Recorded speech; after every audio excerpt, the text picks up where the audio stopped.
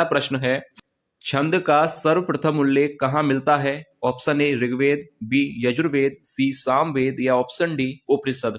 तो देखिए right answer क्या होगा, छंद का सर्वप्रथम उल्लेख मिलता है ऑप्शन ए सही हो जाएगा ऋग्वेद में, याद रखिएगा।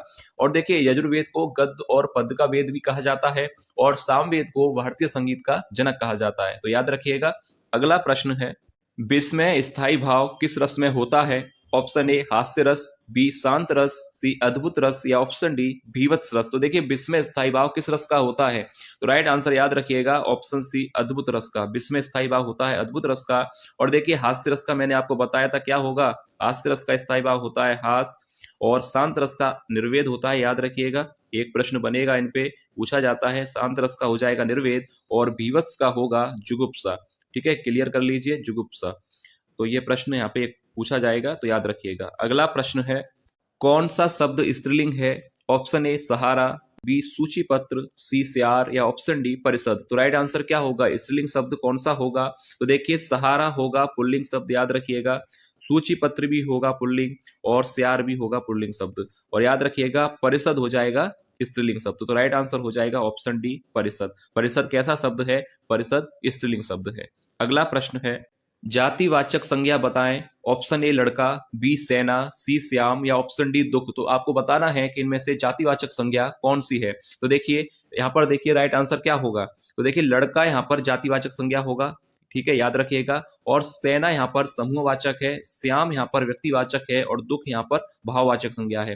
ठीक है, क्लियर है आपको, याद रखिएगा। अगला प्रश्न है, कृदंत प्रत्यय किन शब्दों के साथ जुड़ते हैं? ऑप्शन ए संज्ञा, बी सर्वनाम, सी विशेषण या ऑप्शन डी क्रिया। तो राइट आंसर क्या होगा, कृदंत प्रत्यय आपसे पूछा गया है कि किन शब्दों के साथ जुड़ते हैं। तो राइट आंसर आपको याद रखना है ऑप्शन डी क्रिया के साथ, याद रखिएगा। अगला प्रश्न है, सूर्योदय में प्रयुक्त संधि का नाम है। ऑप्शन ए गुण, बी वृद्धि, सी यड या ऑप्शन डी दीर्घ। तो राइट आंसर क्या होगा, तो देखिए सूर्योदय में प्रयुक्त संधि का नाम है। तो सबसे पहले सूर्योदय का अगर संधि विकसित किया जाए तो क्या होगा, सूर्य प्लस उदय। ठीक है, सूर्योदय का अगर संधि विच्छेद होगा तो सूर्य प्लस उदय। तो यहां पर आप ध्यान दीजिएगा कि अ प्लस उ मिलकर क्या बनेगा, ओ। अ प्लस उ मिलकर बनेगा ओ। और यह किस नियम को दर्शाता है? यह नियम होता है गुण संधि में, याद रखिएगा। यह नियम किसका है, गुण संधि का। तो ऑप्शन ए राइट आंसर हो जाएगा। अगला प्रश्न है, सावधानी शब्द में प्रयुक्त प्रत्यय है। ऑप्शंस दिए गए हैं, तो राइट आंसर क्या होगा कि सावधानी शब्द में किस प्रत्यय का प्रयोग किया गया है? तो राइट आंसर हो जाएगा ऑप्शन ए ई का। ठीक है, धानी जो अगर आप सोच रहे हैं तो ये गलत है, क्योंकि सावधानी शब्द सावधान प्लस ई प्रत्यय को जोड़कर बनाया जाता है। तो यहाँ पर option A he right answer होगा। अगला प्रश्न है, मैं तुम्हारे उज्जवल भविष्य की कामना करता हूं। तो आपको यहां पर बताना है कि उज्जवल की शुद्ध वर्तनी क्या होगी। ऑप्शंस दिए गए हैं, तो राइट आंसर याद रखिएगा ऑप्शन बी ही यहां पर सही होगा। उज्जवल की शुद्ध वर्तनी इस तरह से होती है, इस तरह से उज्जवल शब्द लिखा जाता है और ये परीक्षा में पूछा जाता है, इंपोर्टेंट प्रश्न है।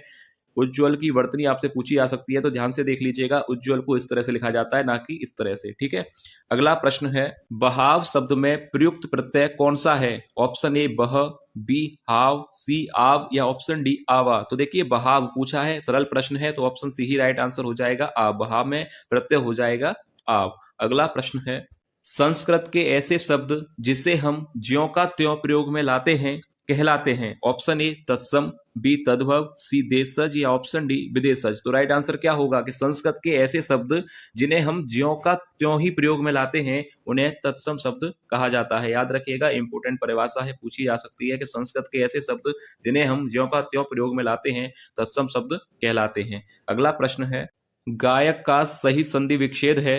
ऑप्शंस दिए गए हैं, तो राइट आंसर क्या होगा। पहले तो ये इंपोर्टेंट प्रश्न है, अगर संधि विच्छेद से प्रश्न पूछा जाता है तो हो सकता है यही आपसे पूछा जाए। तो देखिए गायक का सही संधि विच्छेद क्या है, क्योंकि ये काफी परीक्षाओं में पूछा गया है। गायक का सही संधि विच्छेद आपको याद रखना है, ऑप्शन ए सही हो जाएगा, गे प्लस अक। ठीक है, याद कर लीजिए। ऑप्शन सी गलत है, क्योंकि अक आएगा ना कि यक। ठीक है, क्लियर है आपको। अगला प्रश्न है, अनुज शब्द को स्त्रीवाचक बनाने के लिए किस प्रत्यय का प्रयोग करेंगे? और प्रत्यय क्या होता है कि जो धातु या शब्द के अंत में जोड़ा जाए प्रत्यय कहलाता है। तो अनुज शब्द में आपको प्रत्यय जोड़ना है ताकि स्त्रीवाचक शब्द बन सके। तो देखिए क्या प्रत्यय का प्रयोग करेंगे, तो राइट आंसर यहां पर हो जाएगा सी आ का। अगर हम आ प्रत्यय का प्रयोग करते हैं तो शब्द बनेगा अनुजा, और अनुजा कैसा शब्द होगा, स्त्रीवाचक। क्लियर है आपको। अगला प्रश्न है, त्रिफला में कौन सा समास है? ऑप्शन ए अव्ययी भाव, बी द्वंद्व, सी द्विगु या ऑप्शन डी कर्मधारय। तो राइट आंसर क्या होगा? इंपोर्टेंट प्रश्न की श्रेणी में आता है कि त्रिफला में कौन सा समास होगा। तो देखिए राइट आंसर हो जाएगा ऑप्शन सी द्विगु समास, क्योंकि जब पूर्व पद संख्यावाची हो वहां पर द्विगु समास होता है। अगला प्रश्न है, हिंदी की आदि जननी है? ऑप्शन ए प्राकृत, बी पाली, सी अपभ्रंश या ऑप्शन डी संस्कृत। तो राइट आंसर हो जाएगा, सरल प्रश्न है, ऑप्शन डी संस्कृत। अगला प्रश्न है, संज्ञा के स्थान पर प्रयुक्त होने वाले शब्द को क्या कहते हैं? ऑप्शन ए क्रिया, बी अव्यय, सी विशेषण या ऑप्शन डी सर्वनाम। तो देखिए संज्ञा के स्थान पर प्रयुक्त होने वाले शब्द को क्या कहा जाता है? तो राइट आंसर याद रखिएगा ऑप्शन डी सर्वनाम। सरल प्रश्न है, आपको याद होगा संज्ञा के स्थान पर जो शब्द प्रयोग होते हैं वह सर्वनाम कहलाते हैं। अगला प्रश्न है, निम्न शब्दों में सदा स्त्रीलिंग वाला शब्द कौन सा है? ऑप्शन ए बाज, बी मकड़ी, सी गेंडा या ऑप्शन डी पक्षी। तो देखिए सदा स्त्रीलिंग वाला शब्द आपसे पूछा गया है कि कौन सा ऐसा शब्द है जो सदैव स्त्रीलिंग में रहता है। तो राइट आंसर याद रखिए ऑप्शन बी मकड़ी। मकड़ी सदैव स्त्रीलिंग में रहने वाला शब्द है, तो ऑप्शन बी राइट आंसर होगा। अगला प्रश्न है, निम्न में से एक शब्द में द्विगु समास है, चयन कीजिए। ऑप्शन ए भूदान, बी सप्ताह, सी पुरुष सिंह या ऑप्शन डी आजीवन। तो देखिए द्विगु समास आपसे पूछा गया है कि किस शब्द में द्विगु समास होगा, और द्विगु समास किसमें होता है? जिसका पहला पद संख्यावाची हो, और पहला शब्द संख्यावाची किसका है? ऑप्शन बी सप्ताह का। तो राइट आंसर ऑप्शन बी हो जाएगा। अगला प्रश्न है, किस स्थिति को हिंदी को राजभाषा बनाने का निर्णय लिया गया? ऑप्शन ए 26 जनवरी 1950 को, या 14 सितंबर 1949 को, या 14 सितंबर 1950 या 15 अगस्त 1947 को। तो देखिए किस स्थिति को हिंदी को राजभाषा बनाने का निर्णय हुआ था? तो ऑप्शन बी बिल्कुल राइट आंसर हो जाएगा 14 सितंबर 1949 को, और इसी दिन हिंदी दिवस मनाया जाता है। 14 सितंबर को ही हिंदी दिवस मनाया जाता है, याद रखिएगा। और 10 जनवरी को मनाया जाता है विश्व हिंदी दिवस, ठीक है। और 15 अगस्त 1947 को क्या हुआ था? ये तो सभी को पता है, हमारा देश आजाद हुआ था। अगला प्रश्न है, निम्न में भाववाचक संज्ञा कौन सी है? ऑप्शन ए वीर, बी मनुष्य, सी गुरु या डी शत्रुता। तो राइट आंसर क्या होगा? ऑप्शन डी शत्रुता। याद रखिएगा भाववाचक संज्ञा होगी शत्रुता। अगला प्रश्न है, चिरायु शब्द में प्रयुक्त उपसर्ग है? तो राइट आंसर हो जाएगा ऑप्शन डी। सरल प्रश्न है, चिरायु शब्द में जो उपसर्ग होगा ऑप्शन डी चिर होगा। याद रखिएगा चिरायु शब्द में उपसर्ग हो जाएगा चिर, ठीक है। अगला प्रश्न है, स्वर संधि के कितने भेद हैं?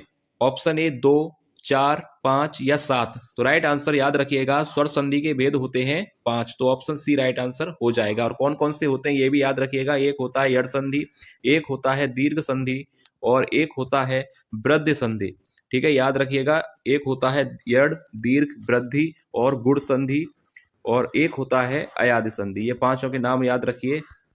ये 5 जो है स्वर संधि के भेद होते हैं, यड़, दीर्घ, वृद्धि, गुण और अयादि। अगला प्रश्न है, सुत शब्द को स्त्रीवाचक बनाने के लिए आप किस प्रत्यय का प्रयोग करेंगे? ऑप्शंस दिए गए हैं। तो राइट आंसर क्या होगा कि सुत शब्द को स्त्रीवाचक बनाना है तो किस प्रत्यय का प्रयोग किया जाना चाहिए? तो राइट आंसर होगा ऑप्शन बी आ का। अगर आ प्रत्यय का प्रयोग किया जाए तो शब्द बनेगा सुता, और सुता कैसा शब्द है? स्त्रीवाचक। अगला प्रश्न है, मृगनयनी में कौन सा समास है? ऑप्शन ए अव्ययी भाव, बी तत्पुरुष, सी कर्मधारय या डी बहुब्रीहि। तो मृगनयनी में समास हो जाएगा, सरल प्रश्न है, ऑप्शन सी कर्मधारय राइट आंसर होगा। अगला प्रश्न है, निम्न में रूढ़ शब्द कौन सा है?